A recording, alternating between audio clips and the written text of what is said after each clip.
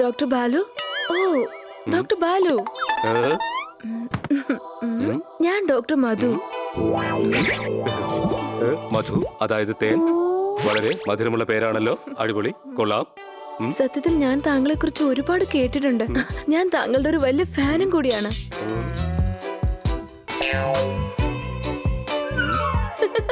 അയ്യോ, ആ ഫാനല്ല, ഞാൻ താങ്കളുടെ ആരാധികയാണ്. ഇന്നു മുതൽ ഞാൻ താങ്കളുടെ ഒപ്പമാണ് ജോലി ചെയ്യുന്നത്. താങ്കൾക്കതിൽ പ്രശ്നമില്ലല്ലോ? എനിക്ക് ഒരു പ്രശ്നവുമില്ല. അഥവാ പ്രശ്നം ഉണ്ടായാൽ തന്നെ ആ പ്രശ്നത്തെ ഞാൻ പ്രശ്നമല്ലാതാക്കി തീർക്കും. അഥവാ എനിക്കത് പ്രശ്നമായി തോന്നിയിരുന്നെങ്കിൽ ആ പ്രശ്നം ഞാൻ തുറന്നു പറഞ്ഞ് പ്രശ്നങ്ങളെല്ലാം സോൾവ് ആക്കിയേനെ. താങ്കൾ ശരിക്കും വളരെ ഫണിയാണ്. ശരി, എന്റെ കൂടെ വരൂ. എന്നെ ഈ ഹോസ്പിറ്റലിലേക്ക് ഒന്ന് ചുറ്റി കാണിക്കൂ. തീർച്ചയായും ഞാൻ കൂടി വരാം. നമുക്ക് ഇപ്പൊ തന്നെ പോകാം. അയ്യോ,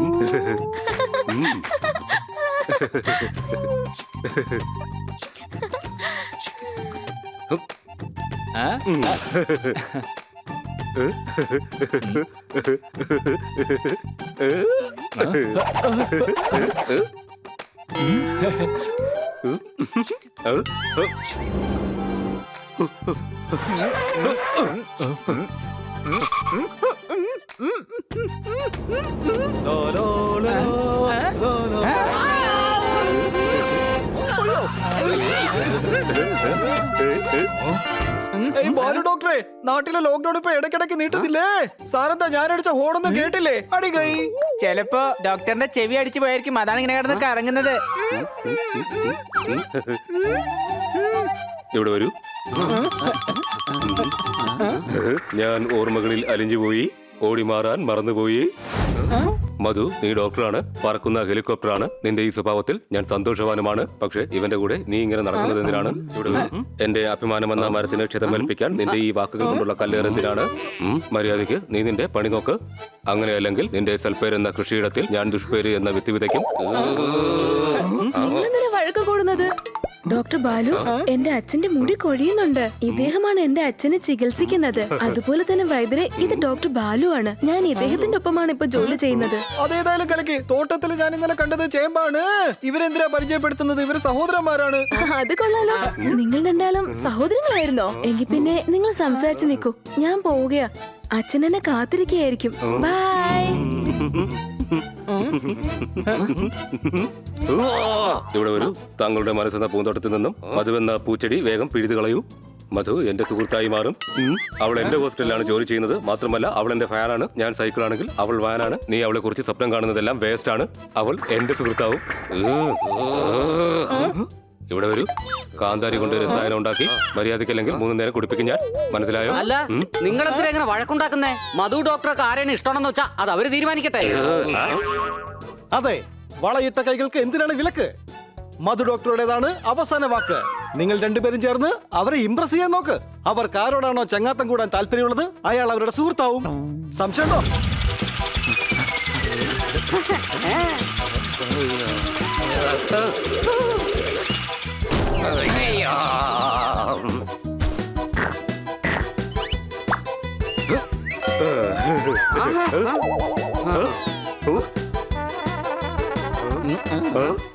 ഇവിടെ വരൂ.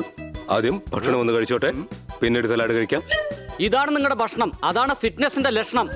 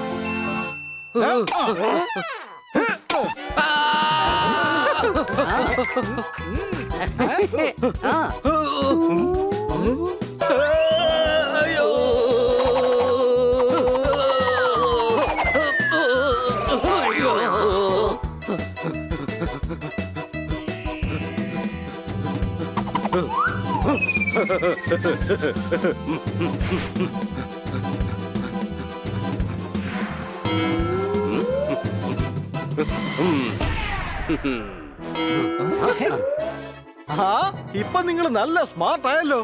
ആഹാ. അല്ല മധു ഡോക്ടർ എന്താ ഇവിടെ? വരൂ, ഡോക്ടർക്ക് ഞാൻ ഹോസ്പിറ്റൽ വരെ ലിഫ്റ്റ് തരാം. താങ്ക് യു വൈദ്യ ബാലു.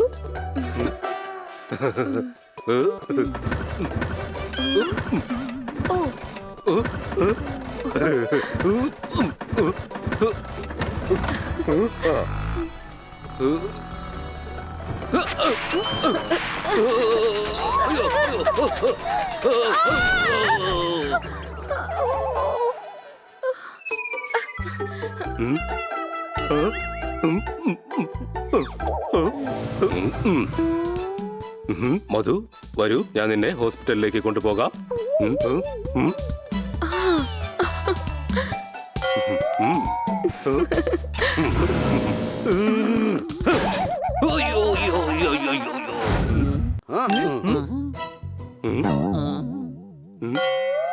ഓഹോ, വീട്ടിലെ ബൾബ് ഫ്യൂസ് ആയാൽ മാറ്റിയിടണം. ഇടയ്ക്കിടയ്ക്ക് ആ ബുദ്ധിയും കൂടെ ഒന്ന് യൂസ് ചെയ്യണം. അടികൈ. അല്ല, അവർ വൈദ്യരുടെയും ഡോക്ടറുടെയും ഫാൻ അല്ലേ, അത് വെച്ച് ഇംപ്രസ് ചെയ്യാം. ഇവിടെ വരൂ. നിങ്ങളല്ലേ പറഞ്ഞത് ഡോക്ടർ മധുവിന്റെ ഇഷ്ടം പിടിച്ചു പറ്റണമെന്ന്? അതിന് ഞങ്ങൾ എന്തൊക്കെ ചെയ്തു? ഭക്ഷണത്തിന് പകരം സലാഡാക്കി മാറ്റി. എന്നിട്ടിപ്പോ ഈ സമയത്ത് ഔഷധങ്ങൾ കൊണ്ട് ഇംപ്രസ് ചെയ്യാൻ പറയുന്നു. ഔഷധങ്ങൾ കൊണ്ടും ഡോക്ടർ കൊണ്ടുമാണ് ഇംപ്രസ് ചെയ്യിക്കേണ്ടിയിരുന്നതെങ്കിൽ പിന്നെന്തിനാണ് ഞങ്ങളെ കൊണ്ട് ഇതൊക്കെ ചെയ്യിച്ചത്? സ്വന്തം തലച്ചോറന്ന കുപ്പിയിൽ നിന്നും കൺഫ്യൂഷന്റെ ഉപ്പ് വിതരാതിരിക്കൂ. ഇപ്പോ മധുവിനെ ഇംപ്രസ് ചെയ്യാനുള്ള വഴി പറഞ്ഞു തരൂ, അല്ലെങ്കിൽ ഞാൻ എല്ലാത്തിനെയും കെട്ടിപ്പൂട്ടി റെയിൽവേ ട്രാക്കിൽ കൊണ്ടിടും. ഡോക്ടർ മധു നല്ല വിദ്യാഭ്യാസമുള്ള ആളാ. നിങ്ങൾ എന്താ വിചാരിച്ചത് ഫിറ്റ്നസിലൂടെ അവരെ ഇംപ്രസ് ചെയ്യാമെന്നോ? ഈ അധ്വാനമെല്ലാം നിങ്ങൾ അവരുടെ സൗഹൃദത്തിന് വേണ്ടിയാണ് ചെയ്തത്. ഇനി ഇംപ്രസ് ചെയ്യുകയാണ് നിങ്ങളുടെ ഉദ്ദേശമെങ്കിൽ നിങ്ങളുടെ പേഴ്സണാലിറ്റി കൊണ്ട് മാത്രമേ സാധിക്കൂ. ഈ രണ്ട് സഹോദരന്മാര് ഏകദേശം എന്നെ പോലെ തന്നെയാ, കഴുതകളാ. ഹണി പറഞ്ഞത് കേട്ടില്ലേ? നിങ്ങൾ നിങ്ങളുടെ ബുദ്ധി ഒന്ന് ഉപയോഗിക്കേ, അല്ലെന്നുണ്ടെങ്കിൽ ഹണി പറയുന്നത് സത്യമാവും. സംശയമുണ്ടോ?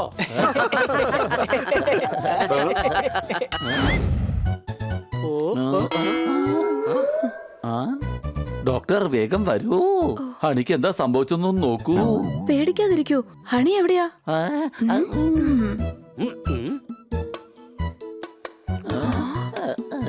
ഹൈ ഹൈ, ഞാനൊരു വലിയ വവ്വാലാണ്.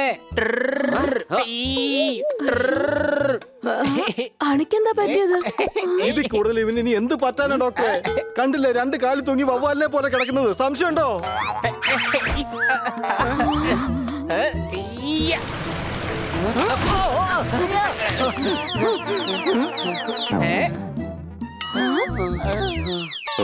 ഇവിടെ വരൂ.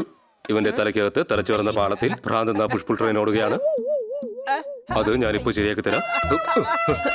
അയ്യോ സാരദ, എന്താ ചെയ്യുന്നത്? ഇങ്ങനെ ചെയ്യുന്നതിലൂടെ ഇവന്റെ തലയിലെ ബ്ലഡ് സർക്കുലേഷൻ ശരിയായ രീതിയിലാവും. പിന്നീട് ഇവൻ നോർമലായി തീരുന്നതാണ്. പക്ഷേ ഹണി ഇതുപോലെ മരത്തിലും തലകീഴെ കുറെ നേരം കിടന്നതാണല്ലോ.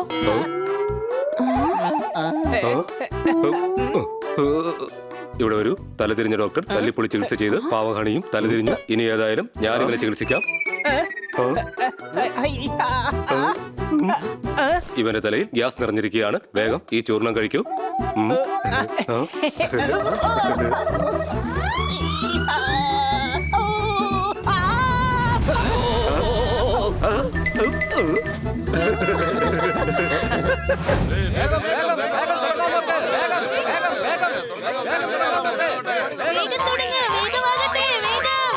ഞങ്ങൾ ദൂരെ നിന്നാണ് വന്നിരിക്കുന്നത്. ഇത് കാണാതെ പോകാൻ ഞങ്ങൾ കഴുതകളല്ല. അതുകൊണ്ട് വേഗം തുടങ്ങാൻ നോക്ക്. അല്ലെങ്കിൽ ഞങ്ങളുടെ കാശ് മര്യാദക്ക് തിരിച്ചു തരാൻ നോക്ക്. ഈ പ്രോഗ്രാം ഇന്നെങ്കിലും തുടങ്ങുമോ? ആർക്കറിയാം. കൂട്ടുകാരെ, പ്രോഗ്രാം കാണാൻ ആൾക്കാർ കൂടി കൂടി വരിക. മോഡൽസ് എല്ലാം റെഡിയാകുന്നത് വരെ പബ്ലിക്കിനെ എങ്ങനെയെങ്കിലും നിയന്ത്രിച്ചേ മതിയാകൂ ബനി. ആ ജോലി ചെയ്യാൻ ഒരേ ഒരു കുരങ്ങൻ മാത്രമേ കഴിയൂ. അല്ല, നിങ്ങൾ എന്തിനാ എന്റെ നേരെ നോക്കുന്നത്? എന്നെ കൊണ്ടൊന്നും പറ്റില്ല, പറഞ്ഞേക്കാം. സംശയമുണ്ടോ?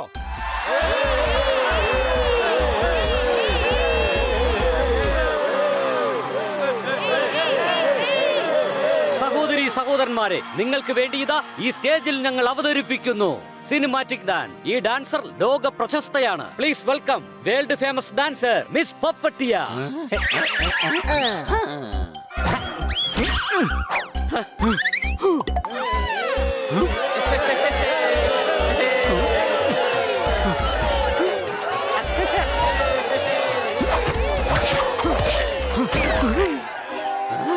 അതെ, ഞങ്ങൾക്ക് പോപ്പട്ടിന്റെ ഡാൻസ് അല്ല കാണേണ്ടത്. ഞങ്ങൾക്ക് കാണേണ്ടത് കോമ്പറ്റീഷൻ ആണ്. കോമ്പറ്റീഷൻ തുടങ്ങാൻ നോക്ക്, വേഗം ആകട്ടെ.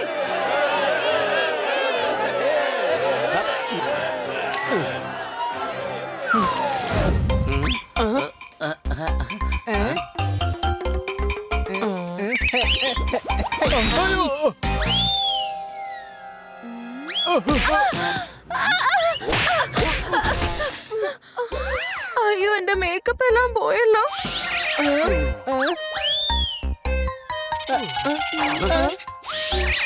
ഇനിയിപ്പോ ഞങ്ങൾ ആ ഷോയിൽ എങ്ങനെ പങ്കെടുക്കും?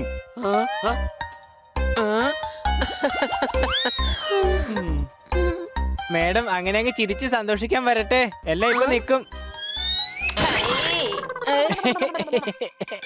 അല്ലെങ്കിൽ വരാനുള്ളത് വഴിത്തെങ്കിലെന്ന് പറയുന്നത് ശരിയാണ്. എനിക്കിപ്പോൾ തന്നെ പോണം. ഷോയ്ക്കുള്ള ടൈം ആകാറായി. അയ്യോ, ഈ വേഷത്തിൽ പോയ ആൾക്കാർ ചിരിക്കും, ഷോയും കൊളാവും. ഓഡിയൻസിന്റെ ക്ഷമ നശിച്ചുകൊണ്ടിരിക്കുകയാണ്. നമ്മൾ ഇപ്പൊ തന്നെ ഈ ഷോ തുടങ്ങിയേ മതിയാകൂ.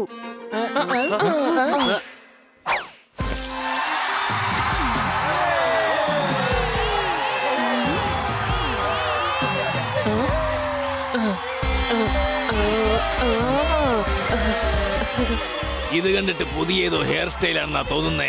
ഞാനിതൊന്ന് ട്രൈ ചെയ്ത് നോക്കട്ടെ, ശരിയാവുമെന്ന്.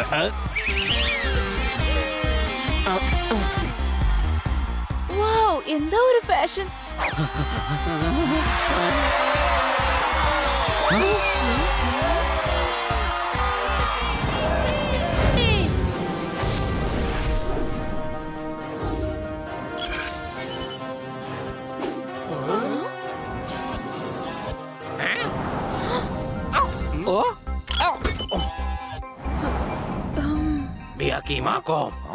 അതെ അതെ, ഇത് നമ്മൾ ഉദ്ദേശിച്ച ഗ്രഹമല്ല. ഇത് വേറെ ഏതോ ഗ്രഹമാണെന്നാ തോന്നുന്നത്. ഇവരെ കണ്ടിട്ട് നമ്മളെക്കാൾ അപകടകാരികളാണെന്നാ തോന്നുന്നത്.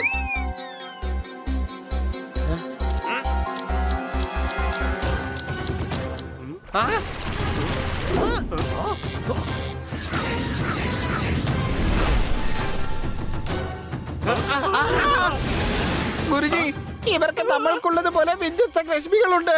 മാത്രമല്ല അത് ഉപയോഗിച്ചാണ് ഇവർ നമ്മളെ ആക്രമിക്കാൻ നോക്കുന്നത്. ഗുരുജി,